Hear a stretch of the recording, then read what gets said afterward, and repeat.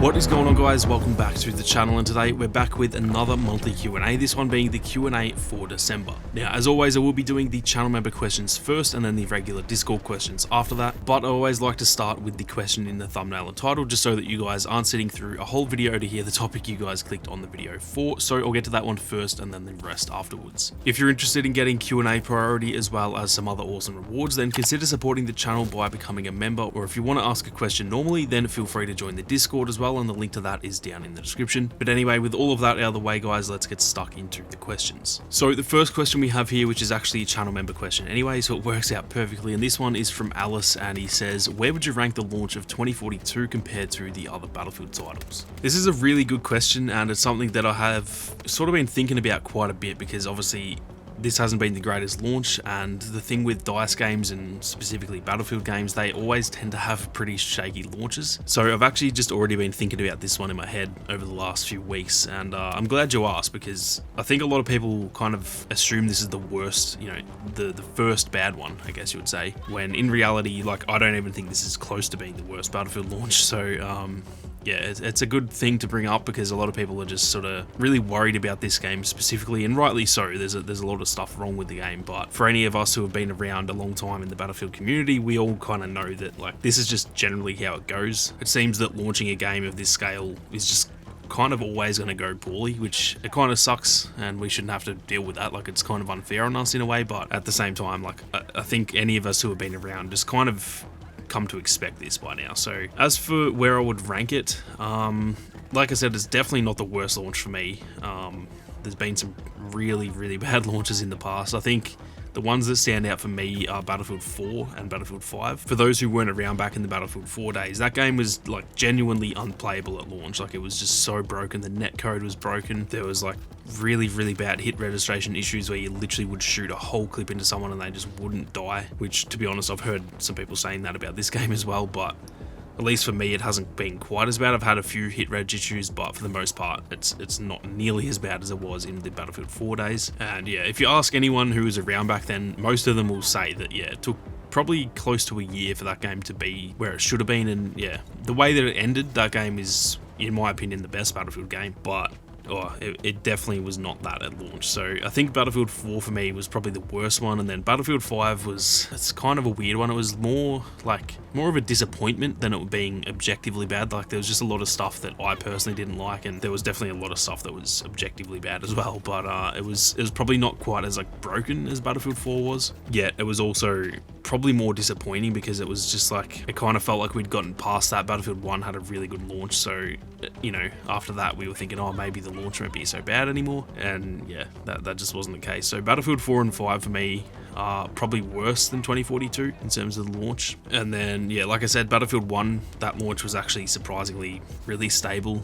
It still had a few issues for sure, but it was probably the best Battlefield launch that we've had, at least in my time playing the game anyway. And then Battlefield 3, I would probably say Battlefield 3 was like on par with 2042, but it was probably a little bit better, just because the scale of the game was obviously not nearly as big. Battlefield 3 was really buggy. I remember playing the beta, and it was just like, there was so many things wrong with it, but it launched not nearly as bad as the beta did, yet it was still, yeah, a little bit shaky. So I'd probably put 2042 and Battlefield 3 on par, but I think the scale of 2042 makes it probably a lot worse, because there's kind of more things to be broken, if that makes sense. And so yeah, I'd probably rate 2042 as like the third worst launch. The thing about it though is that it's already, like, there's already been 3 big updates that have actually fixed quite a few issues. There's obviously still a lot of work to be done, and it will take, you know, 3 to 6 months minimum to get to just where it should have been at launch. But like I said, for Battlefield 4, like, that took a whole last year to just get, like, playable. So the launch itself might be, you know, up there with one of the worst, but I think the fact that they're already sort of fixing it really quickly, there's been 3 updates in, 4 weeks as I'm recording this, and so yeah, I think this launch isn't quite as bad as people are making it out to be compared to previous launches anyway. Not to defend the launch, because it's objectively been a bad launch. There's still a lot of work to be done, but yeah, having been around Battlefield for you know, a decade, like this is just kind of how it goes, unfortunately, and it doesn't excuse it. But I think having those expectations going into it, it was kind of, yeah, to be expected, and that means that I'm a little bit more used to it, I guess. Now, the next question we have is from my man Simon, who is also a channel member, and he says, what weapon would you recommend anyone to use as of update number 3?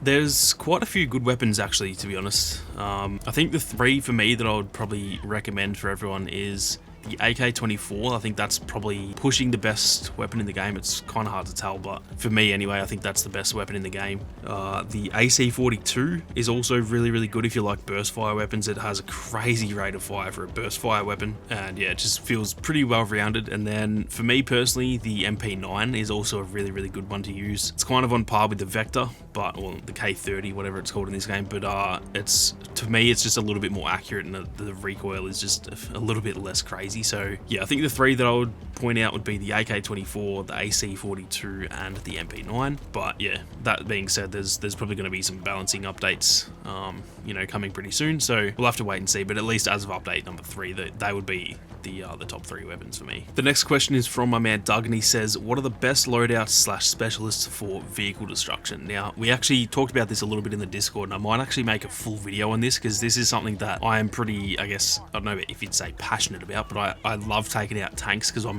not really a vehicle player myself, and I love taking out tanks and choppers and stuff just because they are honestly quite annoying at times. And I know, knowing Doug, I know Doug's pretty much the exact same. Most of the boys in the Discord are actually like that. I think we've got a bit of an anti-tank cult going in the Discord, to be honest. So yeah, I might make a full video on this, but just to quickly touch on it, I think if you're comfortable playing Sundance and you can use the C5, the gadget, which is, you know, the little explosives, if you can get close enough to a tank, you can actually blow up a full health tank in, yeah, essentially one hit. So if you're comfortable using Sundance and getting, like, playing really aggressively and trying to fly up to a tank and then blow them up, that's probably the best way to do it, but it is kind of hard to get the hang of, and there's going to be a lot of times when you get really close to the tank and then it just, like, blows you up. So it can be pretty frustrating. The safest way to go about it is probably just using the M5 recoilless, although that thing is kind of underpowered, so I personally don't really like using that as much. And then as for choppers, I would say that using Naveen Rao and his hacking ability, where you can actually stop them from using their countermeasures, if you hack a chopper and then pull out the anti-aircraft missile, you can actually sort of hit them without them having any chance of doing anything, unless they go behind a building or something like that. Once you've hacked them, they can't really do anything for,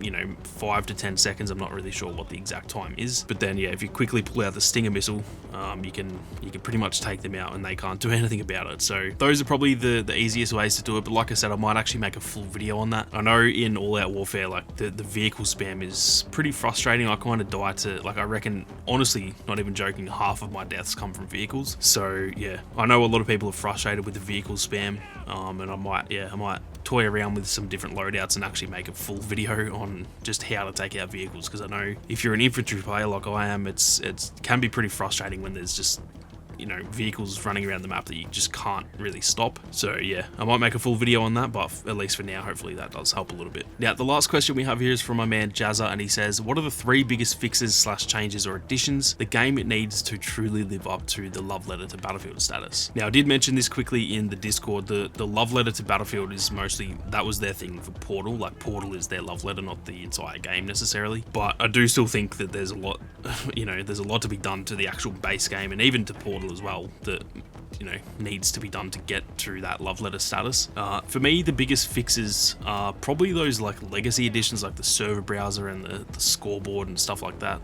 They're probably the stuff that feels like it's missing the most. So I would say one would be server browser. I don't like the fact that there's no server browser in All Out Warfare, because that just, yeah, I've talked about this in the Discord. It makes me kind of worried that there's skill-based matchmaking, which is just a big no-no for me. The second thing would probably be the scoreboard. It's not that big of a deal, to be honest. Like, people are making it out like the game's unplayable without a scoreboard. It's really not that bad, but it would just be nice to be able to see, like, that's a pretty, you know, simple function that should be in the game. So that's probably another thing. And then I think the third thing for me personally would be to actually add Rush and TDM, and then, like, Conquest Small, as in 64 player Conquest and Breakthrough, into All Out Warfare. I know it's not any different from it being in Portal. It's still the exact same mode and everything, and, like, I'll gladly go to Portal and play those modes, especially if they're in the official DICE like servers, but I think All Out Warfare just being 2 modes and there are only 128 players on next gen, that is kind of weird considering that's meant to be like the base game. Obviously Hazard Zone's like a little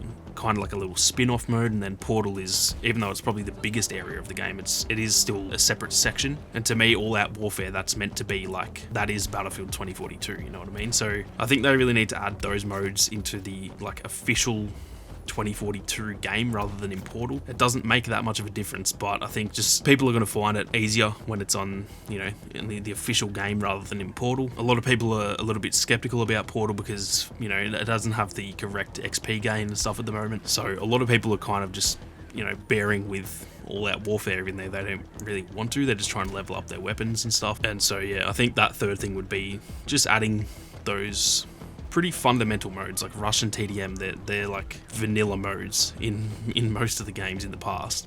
Adding those into All Out Warfare to stop it just having 2 modes, that would be a really big change that doesn't necessarily change that much because those modes are still available, but it just makes them feel a bit more official, and it makes people probably more excited to play them because they know the XP is going to be there and stuff. And I think that would just, yeah, really benefit a lot of players knowing that Rush actually is like a real game mode rather than a Portal mode, if that makes sense. But anyway guys, that is going to do it for the questions for December. Moving forward, I'm going to probably see whether I do these every single month or whether it's just more the type of video that I just randomly do a Q&A, because sometimes it does feel like it's kind of forced, and you know, there's probably a bunch of other videos that I can be making. Q&As are more of that like filler content, I guess. So let me know in the comments if you guys want to keep seeing the Q&As and stuff like that, and if you do, then I'll keep them in the monthly rotation. If not, I might just do them, you know, whenever I can't think of another video, maybe every 6 weeks to 2 months, something like that. Definitely keen to do more in the future, but yeah, we'll just see whether they're in the actual rotation moving forward. If you guys enjoyed the video, be sure to leave a like down below, and if you are new to the channel, then feel free to subscribe and turn on those notifications, as there is plenty more 2042 content on the way. Thank you all very much for watching. You guys have a great day, and I'll see you all out there on the battlefield.